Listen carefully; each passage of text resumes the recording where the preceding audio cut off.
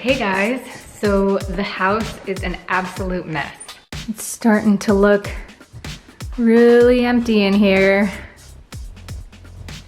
So I haven't really updated you guys on quitting life, but it has been pretty busy, which is why you haven't seen me here for like a week.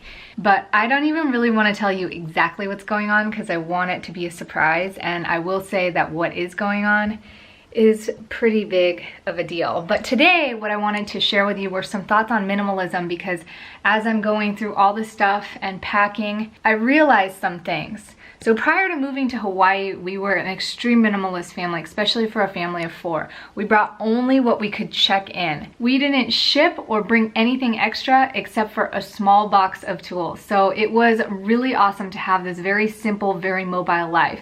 Now, for a lot of you guys, you might know that Hawaii is the longest place that we've lived in a really long time. I mean, we've been out here for 3 years and we're not usually that settled down. And we've been out here because we love it so much.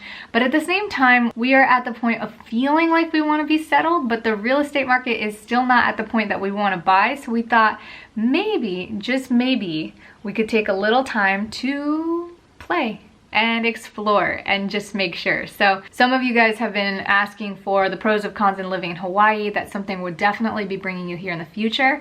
But what I wanted to share with you today is that going through this now, 3 years of built up stuff between gifts and moving and having to buy stuff for work and for the home, one thing that I noticed, and this is something that I shared on my Snapchat, is that the more of these storage spaces basically that you have, the easier it is to just put things kind of away in a corner. They're tucked away neatly out of sight and things slowly build up. And these things are little things, you know. You might have needed to buy a pencil, for example, and you only needed one, but when you go to the store, you can't buy just one pencil. You have to buy a pack of 10. And so you stuff the other 9 pencils away in the corner. I'm not saying waste this stuff, but I'm just saying that over time, this type of stuff accumulates if you're not conscious about it. And often when they are tucked away, we forget that they're even there and sometimes end up buying double or going out and looking for more. So it's a really easy thing to not realize, especially if you're settled down, you're in a home and the whole space is yours. So for example, this whole space is not mine. A lot of these big furnitures, not mine. Headboard, they came with this house and there's nothing I can do about it. You know, if it was me, I would have it a little bit differently. So a lot of things that came with the house get shoved away in another corner. So most of the cupboards in the kitchen aren't even filled with our stuff. Like our stuff could fill one cupboard. And same with a lot of the closets that are up here. They just stuff furniture. Like our bed in this room is gone. There's a headboard and that bed is shoved in the closet of the other room, as well as the frame being downstairs in the garage. So we feel like to the brim overwhelmed with stuff, not only some of the stuff that's piled up over the years for us, but the stuff that we have to work and live around. So another thought that I had while I was going through all this stuff was sharing some awesome things to get you guys mobilized, especially if this is your first time or you want to minimize the amount that you travel or move with. I'm just putting this out there for those of you guys who are either interested or do feel like moving and traveling, but feel like it would be a really hard thing to uproot and do. And the fact of the matter is it's not really hard, especially once you do it. So one of the things was, because we were always so mobile in the past, it was really easy to keep things very limited, because every time we picked up and moved or traveled someplace new, we had to reassess the stuff that we wanted to bring. And the more stuff that we brought, the more weight that we had to carry with us, right? So it made it a lot harder. And life is literally that way. If you have all this stuff in your house, and this is why I love the philosophy of minimalism, if you have all this stuff that's distracting you and keeping you occupied, whether you have to clean it, organize it, sift through it, get distracted with it, play with it, try to create something with it, you can get so distracted from the most important things in your life that it makes you feel like you have zero time. If you feel like you have zero time in your life, it is most likely because we live in this culture where there are so many options and so many things to do, and we want to do them all. There's nothing wrong with that. We're meant to enjoy life.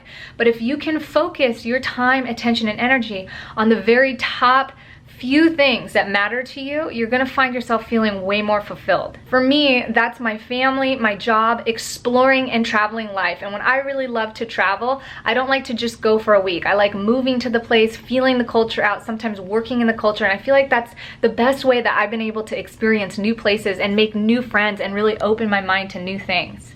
But keep in mind, minimalism is your own definition. Nobody can define that for you. You use it in a way that adds value to you. That's the whole point, is to ask yourself, does this add value? I know it might seem hard sometimes to think about the fact that eliminating stuff can help improve your life and give you more time and more energy and more free creative space. But if you just give it a try, like do a packing party or one of those videos I'll put up there where you can just get started, you'll really see how liberating it is and how free you feel with so much energy and time. So that is why I'm passionate about it. But also, if you are ready to go and you feel like getting up and going and how do you uproot from this stuff, the thing that I was going to tell you is whether or not you're leaving, act like you are. And it's very easy to do a packing party and stick them all in the box, but you don't really think about leaving. And if you want to play a little game with me, you can think about leaving the way that I'm thinking about leaving now, which is think about leaving on an island or from an island, meaning that you can't stick everything in a car and drive it across. You either have to take it, check it on the plane with you, or you could ship it, but if you ship it, it might cost a lot, which is what we have to go through. So we literally are thinking about how can we take the most efficient and most useful things that we're gonna need as possible for business, work, personal, and family, and also not be wasteful. So some of the things that I found that are really worth it to ship via USPS flat rate box, especially if you're moving someplace or going someplace that you know you're gonna stay at for a few weeks or more, is going to be spices, tools, body care products, or things that come in bottles. So we have like a huge bottle of colloidal silver. And lastly, books. We love our books. We don't keep many. We usually keep one shelf of books, especially for the girls, because they love sitting and reading with it. And we don't like to keep them on the technology or the iPads all the time, even though they have lots of books on there as well. But books are super invaluable to us, so it's worth it for us to take 1 or 2 large flat rate boxes and ship it to wherever we're at. The next thing I want to cover about picking up to move or travel is some large items. I'm going to assume that most people don't need to take any large items with them,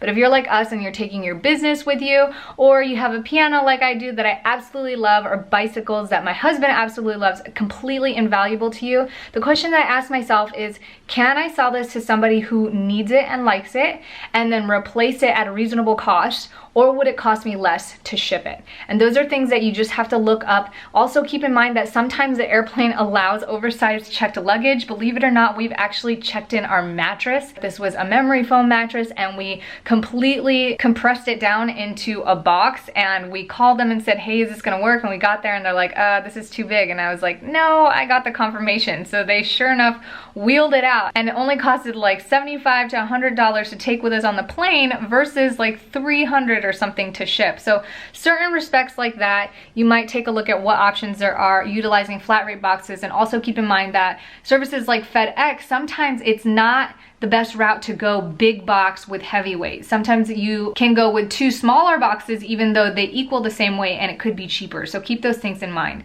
So anyways, thanks for hanging out with me today. I will update you guys a little bit more, and I will also be coming out with a video on our steps or our process to make a decision to change our lives, or what it is that I've gone through in the last week after I filmed that I Quit video. But for now, I will see you guys later. Wish me luck on all of this.